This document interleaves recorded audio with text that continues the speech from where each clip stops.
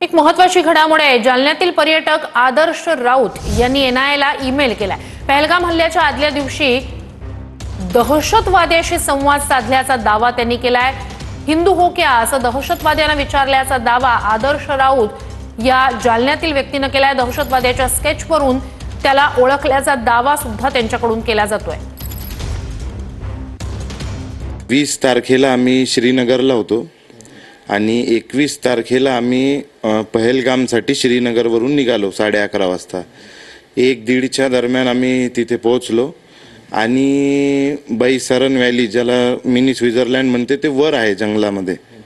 तर ते घोड्यावर तिथला प्रवास शक्य आहे किंवा पायी, आणि दोन्ही माझ्या आई वडिलांना शक्य नव्हतं म्हणून एकटा मी तिथून घोडा घेऊन गेलो वरती। आणि वरती गेलो असता तिथं एक मॅगीचा स्टॉल होता त्या मिनी स्वित्झर्लंड जवळ।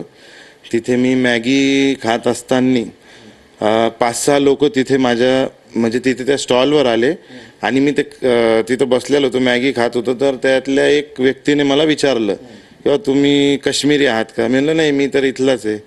ते नाही, तुम्ही काश्मीरी तर वाटत नाही म्हणे, तुम्ही हिंदू आहात का म्हणे? म्हणलं नाही, मी तर इथलाच आहे। ते थोडं मला विचित्र वाटलं की असं म्हणजे आता मी पण असं आपण फिरत असतो, कोणी जात धर्म असं कोणी कोणाला विचारत नसतं।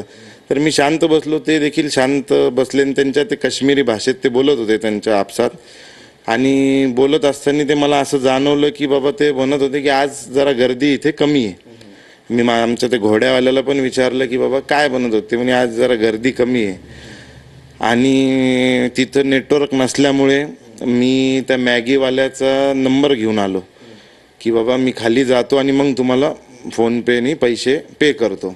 मग मी खाली आलो, त्यांना ते पैसे पे केले, आम्ही श्रीनगरला आलो। आणि मग 1-2 दिवसानंतर जेव्हा ते फोटो एजन्सीजनी रिलीज केले त्यावेळेला मी माझ्या वडिलांना सांगितलं की बाबा ह्यांनी जे फोटो रिलीज केले याच्यातला एक व्यक्ती मला तिथे बोलला।